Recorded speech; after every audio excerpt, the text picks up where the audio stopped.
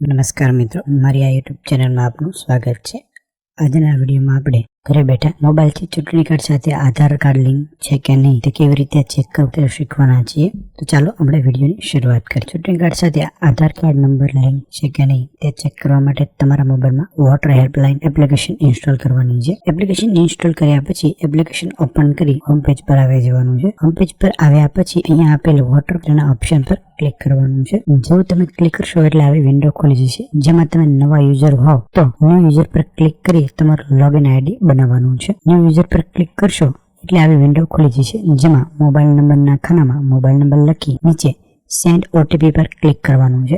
જેવું તમે ક્લિક કરશો એટલે આવી રીતે યુઝર બનાવવા માટેની વિન્ડો ખુલી જશે, જેમાં સૌથી ઉપર તમારો મોબાઈલ નંબર લખેલો હશે, જેને નીચેના ખાનામાં તમારું નામ લખવાનું છે અને લાસ્ટ નેમના ખાનામાં તમારી અટક લખવાની છે। નીચે પાસવર્ડના ખાનામાં તમારે જે પાસવર્ડ સેટ કરવો હોય તે પાસવર્ડ લખવાનો છે અને નીચે મોબાઈલ પર આવેલ ઓટીપી લખી સબમિટ બટન પર ક્લિક કરવાનું છે। તમારો યુઝર ક્રિએટ થઈ ગયા પછી ફરીથી હોમ પેજ પર આવી જવાનું છે અને હોમ પેજ પર આવ્યા પછી વોટર મિત્રના ઓપ્શન પર ક્લિક કરવાનું છે। જેવું તમે વોટર મિત્રના મેનુ પર ક્લિક કરશો એટલે આવી રીતે લોગિન કરવાનું મેનુ ખુલી જશે, જેમાં તમારે મોબાઈલ નંબરના ખાનામાં તમે રજીસ્ટ્રેશન કરેલ મોબાઈલ નંબર લખવાનો છે અને પાસવર્ડના ખાનામાં તમે જે પાસવર્ડ સેટ કર્યો છે તે પાસવર્ડ લખવાનો છે। નીચે ઓટીપીના ખાનામાં તમારા મોબાઈલ પર આવેલ ઓટીપી દાખલ કરી લોગિન નાવ પર ક્લિક કરવાનું છે। જેવું તમે ક્લિક કરશો એટલે તમે લોગિન થઈ જશો। લોગિન થયા બાદ ફરીથી વોટર મિત્રના મેનુ પર ક્લિક કરવાનું છે। જેવું તમે ક્લિક કરશો એટલે આવી નવી વિન્ડો ખુલી જશે, જેમાં નીચે અલગ અલગ ઓપ્શન આપેલા હશે, જેમાં તમારે ઇપિક વોટર કાર્ડ નો ઓપ્શન આપેલ છે તેના પર ક્લિક કરવાનું છે। જેવું તમે ક્લિક કરશો એટલે નીચે બીજા ઓપ્શન આવી જશે,